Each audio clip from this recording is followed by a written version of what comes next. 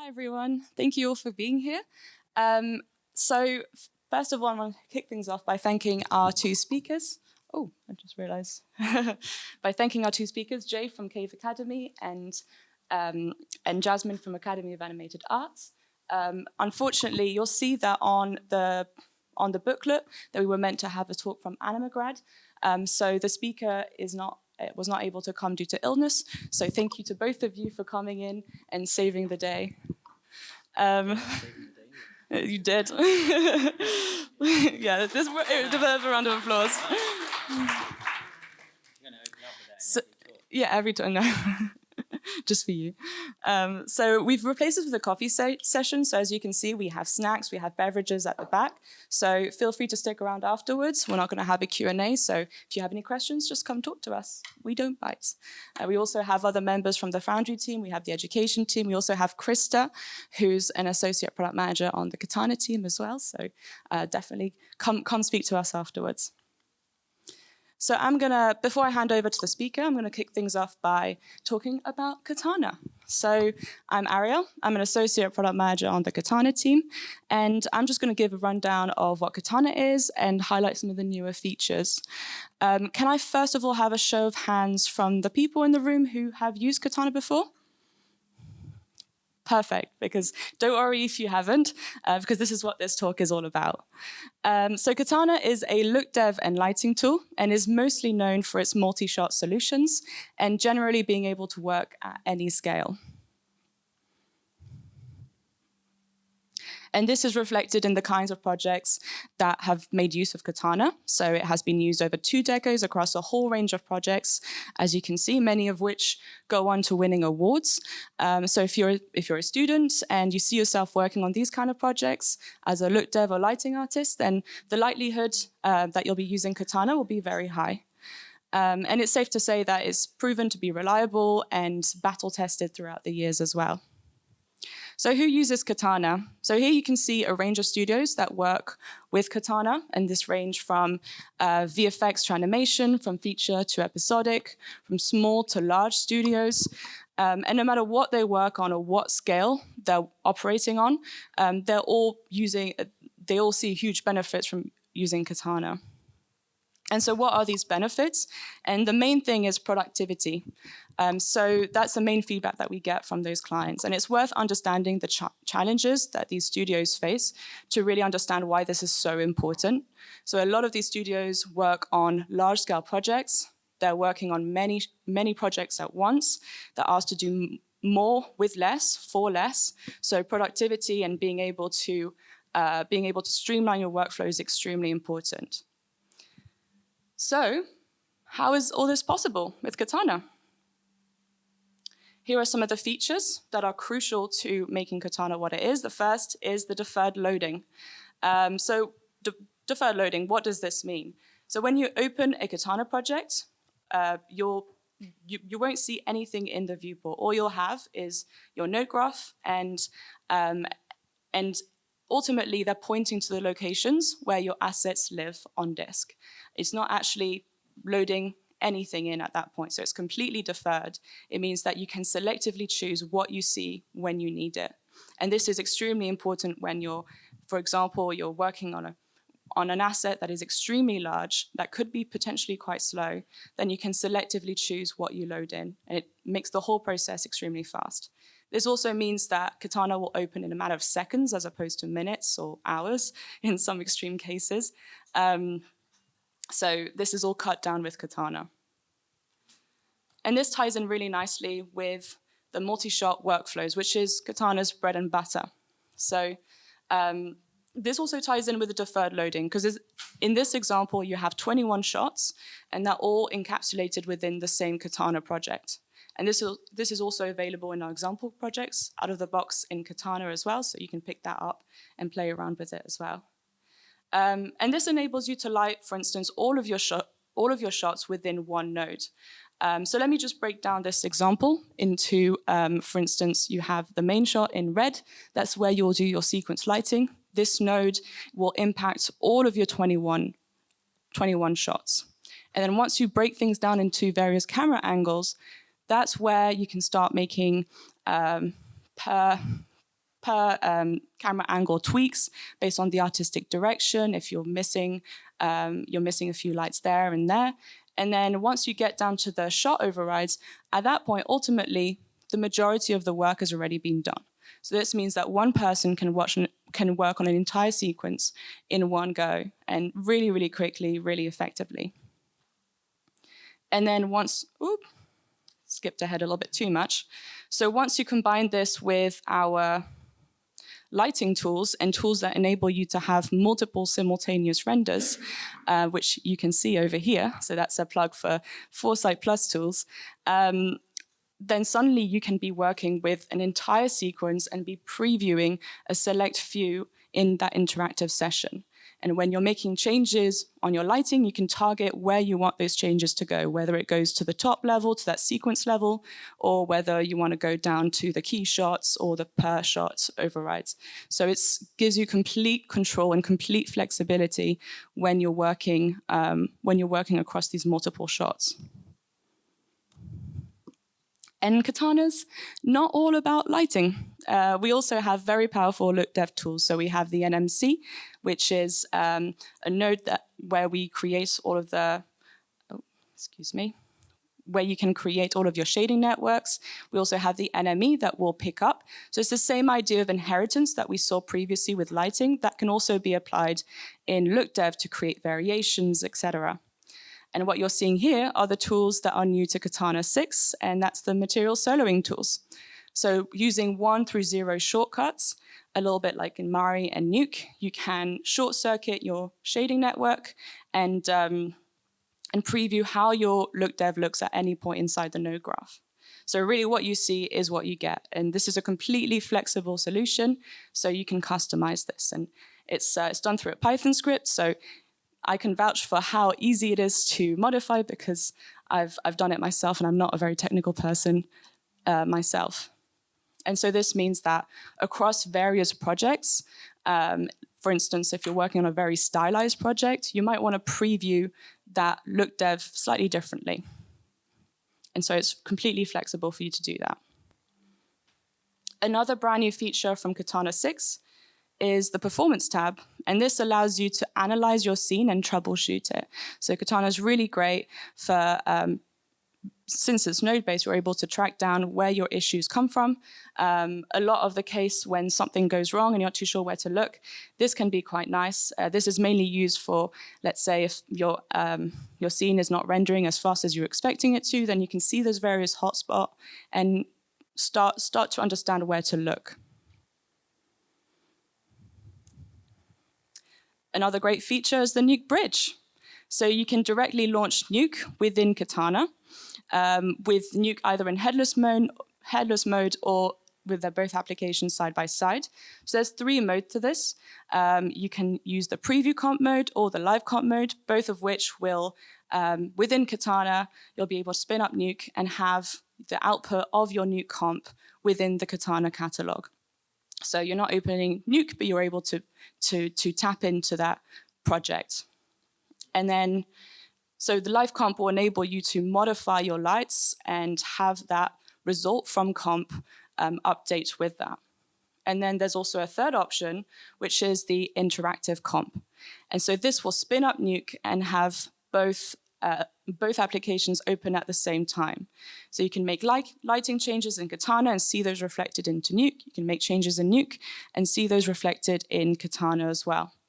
And so this just enables you to work in the context of a Nuke comp and make more, I guess, educated decisions when you're at that lighting stage. And this is particularly useful, especially nowadays. We have what we call lompers, so lighting artists who are also compositing artists, that is really important within especially stylized rendering, so where look dev ties into lighting and also compositing. So if one person's working on all of these things, this tool suddenly becomes very, very useful.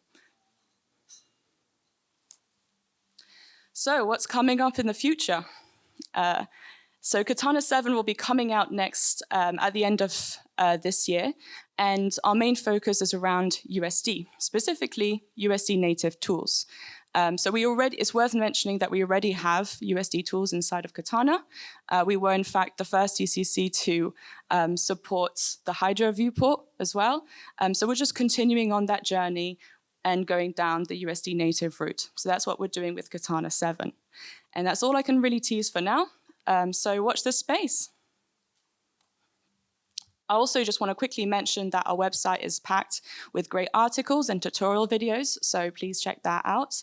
There's also a feedback button on the corner as well, so if you want to give us any feedback or if you want to ask for specific content, then you can always let us know.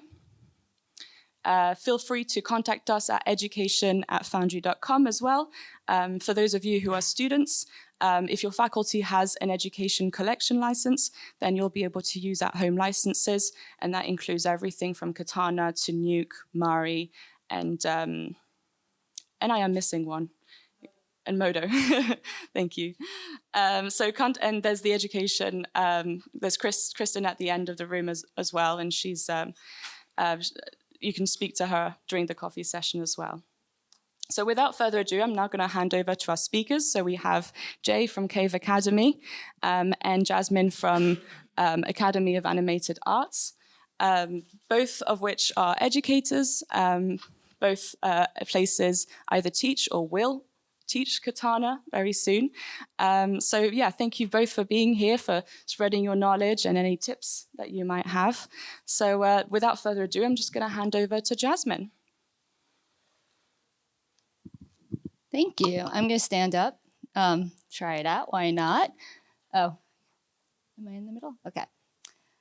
Hi, I am Jasmine Katadakar, and I'm the CEO and co-founder of the Academy of Animated Art.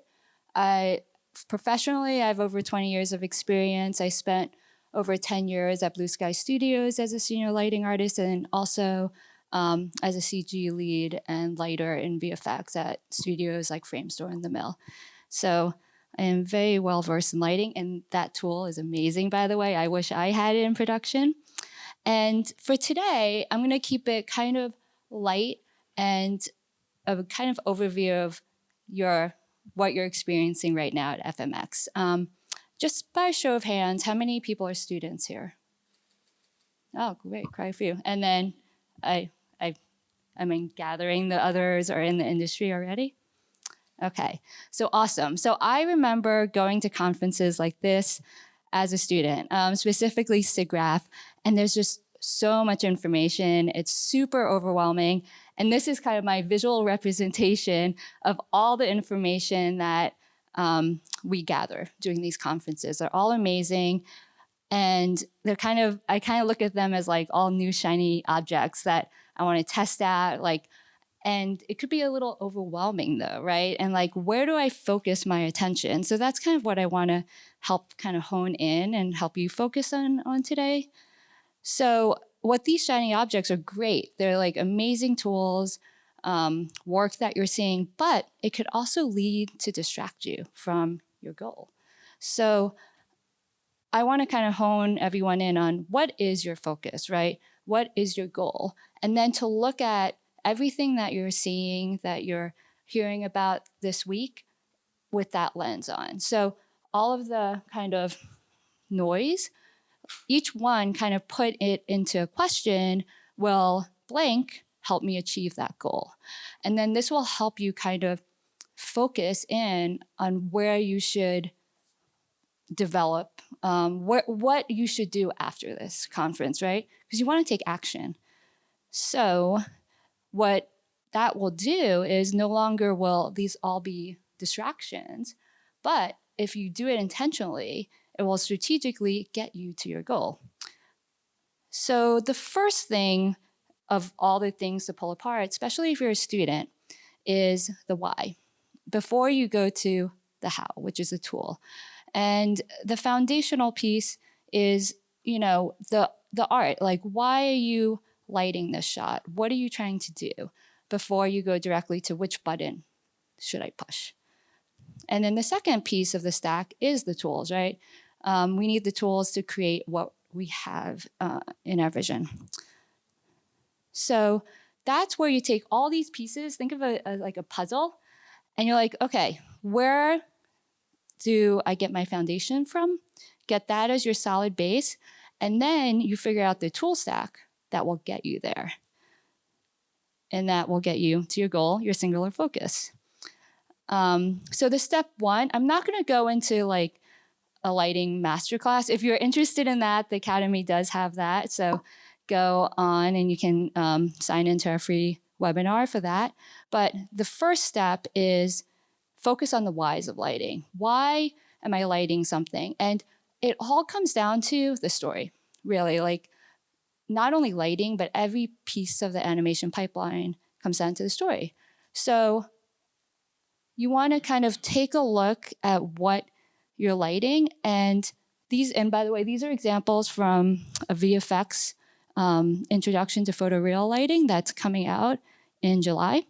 And these are like plates where students have essentially lit CG objects and placed them into the plate.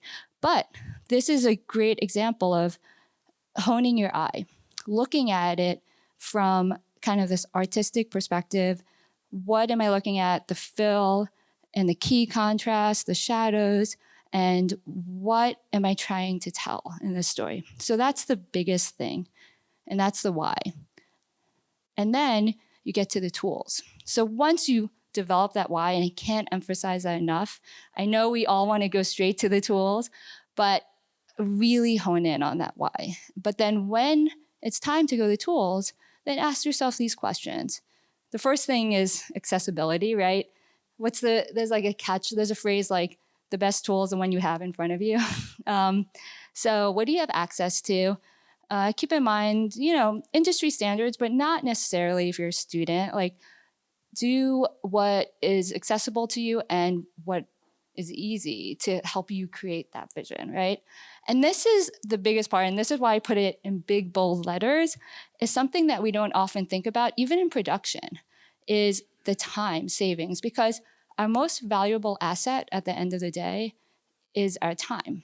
Like, we need, especially in production, but like even when you're working on your student projects, especially, I still remember, like being in the render labs, just trying to get that project out.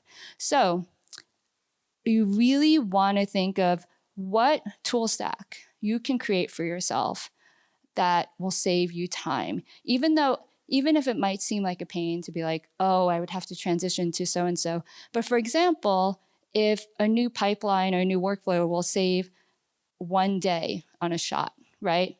Let's say you multiply that by 100 shots. If you're a student, probably like 10 shots, right?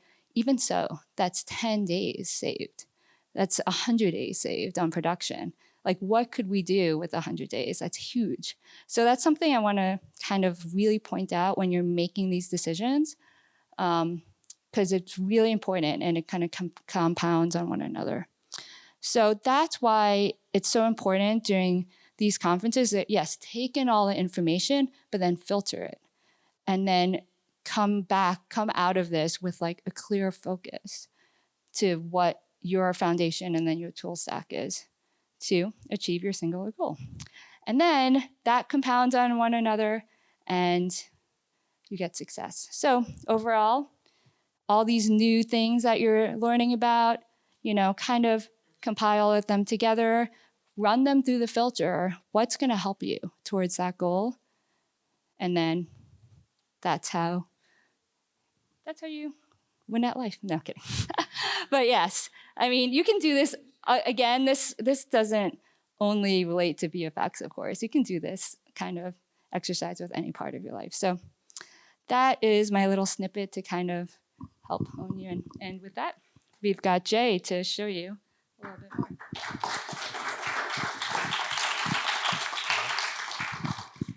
Thank you very much. So actually, this ties in nicely with what I'm going to discuss, and actually following up from the earlier intro as well, which is taking a goal, how can we streamline that and how can we simplify things? I've got this very kind of broad pipeline diagram that I did a while ago while I was at DNEG, because we were doing some internal talks, cross-department training. And the aim was to get departments to kind of understand what other departments do, but at the same time get them to streamline their workflows, because there was a lot of I wouldn't say miscommunication, just lack of communication sometimes. So we were trying to get on-set people to understand how to process data, how to then push that to model, texture, look dev, and so on. So this is a simplified diagram of that because each one of those has its own kind of quirks. But the reason I guess, following up from what's the goal is on a project, you're going to get given a whole number of assets, not just one. Unless you're doing just a personal project. With a personal project, you can do whatever you like, really. You can take however long you like, but in production, they're going to say, we've got these 10 assets, you've got 6 weeks to get them out, and we're going to need versions, and we're going to want to see iterations. So you have to think, especially if you're a supervisor, how can I work consistently so my team don't suddenly just give me loads of junk over and over again? So I've randomly just got a camera, some space shuttle, a little monkey dude and a little robot that we're just going to play with today. So this is what, I see the benefit in tools like Katana because it allows a supervisor to kind of maintain consistency across a show. So a supervisor in this case can set up a template where they have consistent cameras, they have consistent reference, gray ball, chrome ball, Macbeth chart, light rigs. They can make them and make sure they're locked down. And then they can have a material library as well. So you're all working from the same shader setup, really. Because if you allow artists, as wonderful as you are, to do your own thing, some of you are a bit crazy, if we're honest.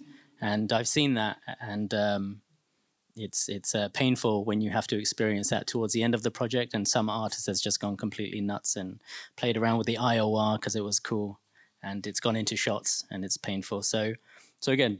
Templating is important, and just giving the task, which is what the artist is going to pick up, a kind of common framework to work within, so they don't go, nutty.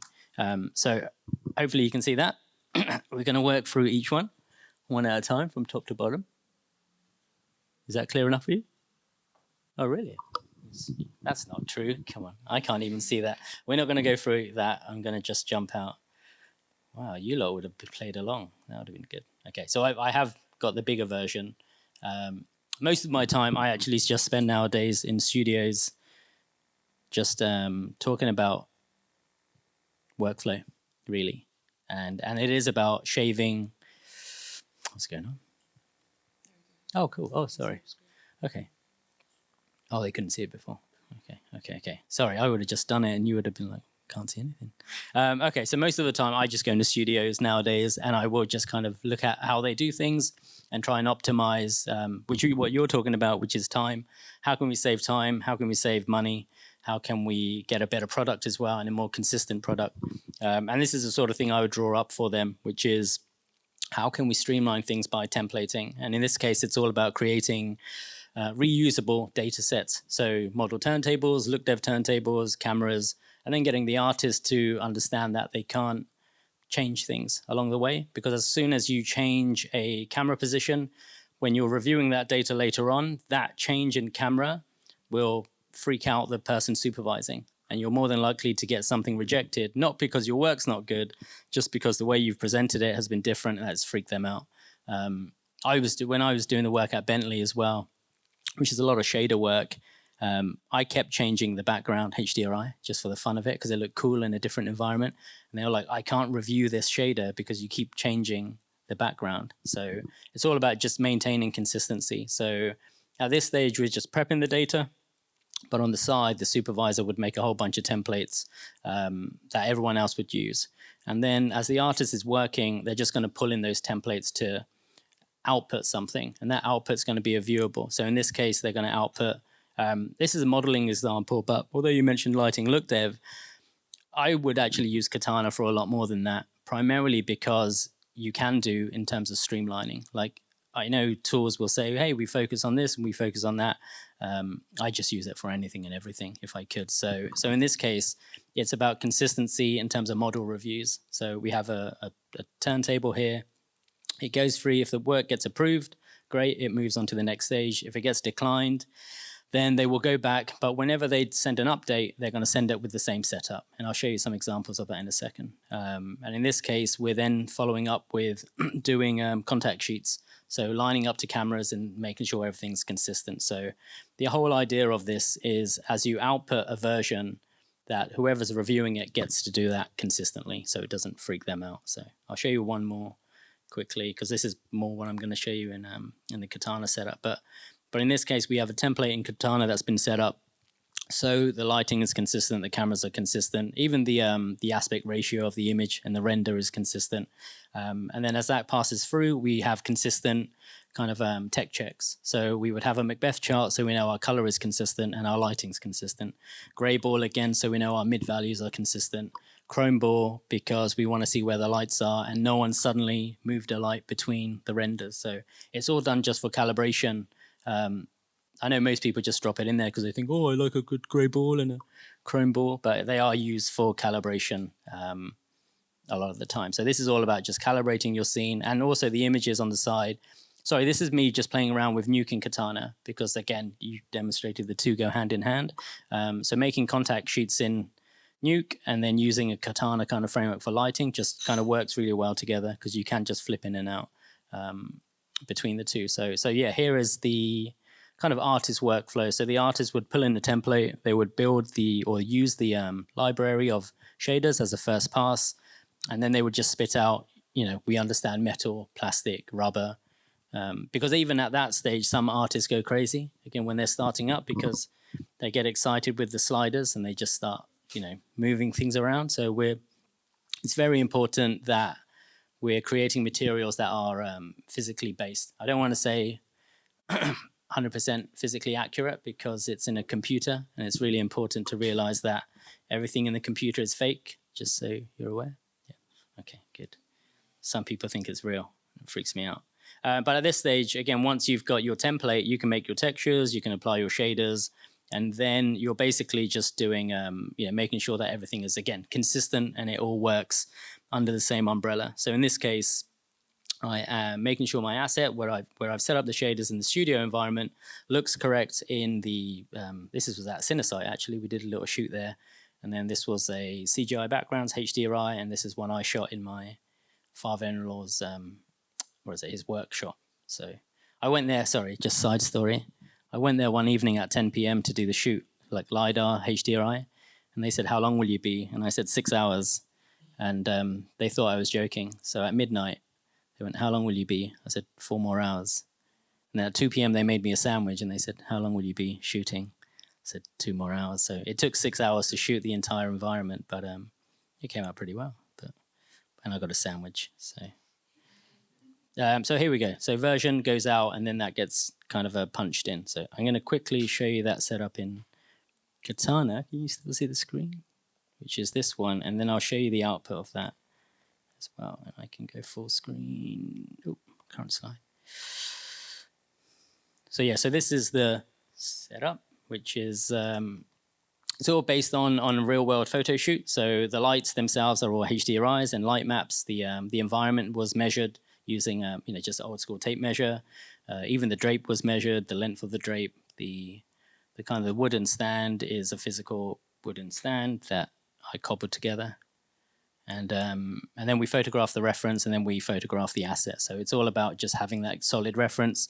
But again, the great thing about Katana is we can flip all of this very quickly, where if you were to do this in other applications sometimes, it's going to take you're going to spend time just data switching in and out. And that's where errors happen. Like, for example, when I did this manually before, I would forget to change a camera, and I'll kick off, 6 hours of rendering and realize it's the wrong camera. Or I'd forget to change the slate name. And again, I come back later on and I've just messed up. So same with shaders as well. The whole idea of having a master shader that applies to everything, where in Maya you would have to manually add that. In Katana, you can just have an override, which is, hey, by default, just apply the shader. And then if you want to go more granular, you can just start building layers, really. So this is the light rig here. And again, it's all based on kind of 3-point lighting. Has anyone done sign of lighting or no? Do you lot want to get into lighting?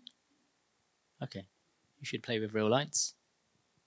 That's good. Yeah, so again, we're just flipping out cameras and so on. So all really easy to set up, and again, just consistent. So if I change the data going in, everything else stays the same. And that's the important bit, is you reduce the artist from changing something by accident, because it's a template and it's locked down. And yeah, so I'm going to show you the output of some of this stuff, and again, why it's been output in the way it has. which is here. Cool. Okay, so this is the result. Oh, sorry. What do I press? Yeah. Oh, yeah, you have to close, what's it called? I think I just got to close the that PowerPoint. Okay, cool. So yes, this is Sync Sketch. I'm a Sync Sketch addict as well. So, but for reviewing, we've got here the it's got a slate, so that was done in Nuke. So it's just the contact sheet at the beginning. And again, this sort of thing, the supervisor can look at and have a quick understanding of what they're looking at. So in this case, we're looking at version 2. Oh, I've got a mouse. Oh yeah, sorry. My grubby little finger. You can see how bad that arrow was. Yeah, we've got the asset name. So that's consistent. We know what department it's coming from. So it's model, topology in this case. We know who did the work. I think it was me. Yeah. And we know, again, here, what camera did they use to render? And this is kind of the scene file that would go with the render. So with each viewable, there's a scene file so you can hook things up later on. And then it just does its little thing. So we have our Macbeth chart, gray ball, chrome ball, and then the actual asset. So again, even though lighting and look dev, I'm using Katana for contact sheets for modeling, because I can go and I can very quickly say, okay, how does that same asset look in this case wireframe? So I want to check the wires, and then how does it look under different lighting? Because with modeling, you're not going to see like kind of this kind of sharp shadow and stuff if you're using a studio diffuse lighting. So sometimes if you're looking at pore details, for example, with characters, it all depends on the light that you hit the asset with. So by putting it under different lighting very quickly, we can kind of get a good idea of just how things generally look.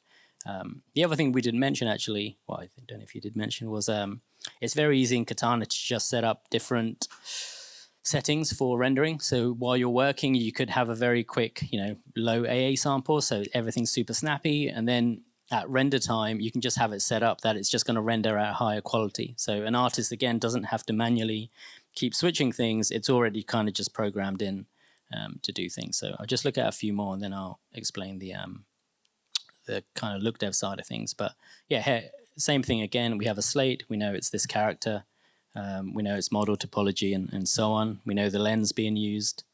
And same again, we know what the lighting is. We know it's all consistent. No one's changed the light or anything like that. And then we have the asset again. So it's just maintaining consistency. I'll flick through these pretty quickly because you get the idea after a while. I always go for sunny day exterior, nice sunlight, so you get some nice strong shadows. I like an evening one usually as well, and a bit of an interior.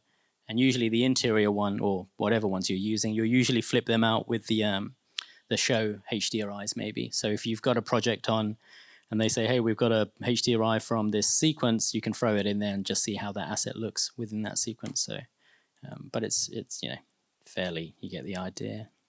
And if I just scroll down here with this dude, little toy robot. Sorry, I should say the reason he hasn't got the gaffer tape and the smiley face is he was like in a good shape and then I kept dropping him. So he's got a broken arm and stuff, and that's why they don't look the same anymore. But yeah, we've got the robot. This is all model, but then as we go down, I'm going to have to drop the mic for a second. If I come here, for example, I can now do stuff like this. So let me grab that. Let me compare this to that one. Cool.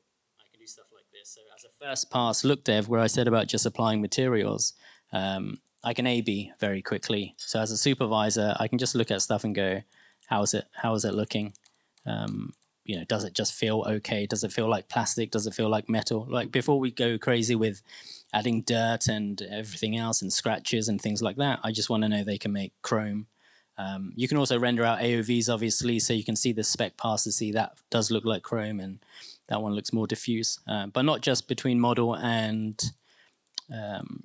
look dev, but also if I just take this one and I compare that with that one, which is, again, is a very subtle change, but let's just quickly check that synced up. Yeah.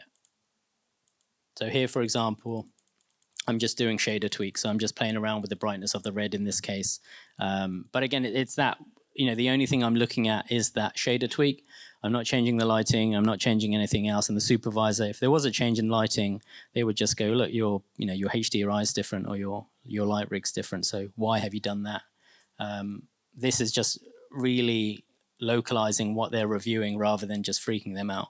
And then at that stage, you can do, different environments. So you can check it out on a sunny day, exterior, or that's interior, just to see how the materials respond to light. And I like the Cinesite environment. Yeah, so this is, again, just reviewing how it responds to light. So again, the Katana is just building a framework really for consistency. And if you have just 5 assets, fine, you could do it manually. But when you have 100, or you have 200 crowd assets or stuff like that, then it just allows you to punch things out and not have to worry that an artist is going to go a bit, off the wall, which isn't a bad thing, but sometimes it is. Cool. So thank you very much. Oh, cool. Well,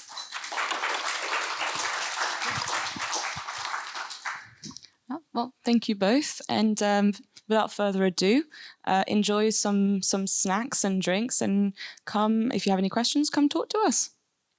Thank you.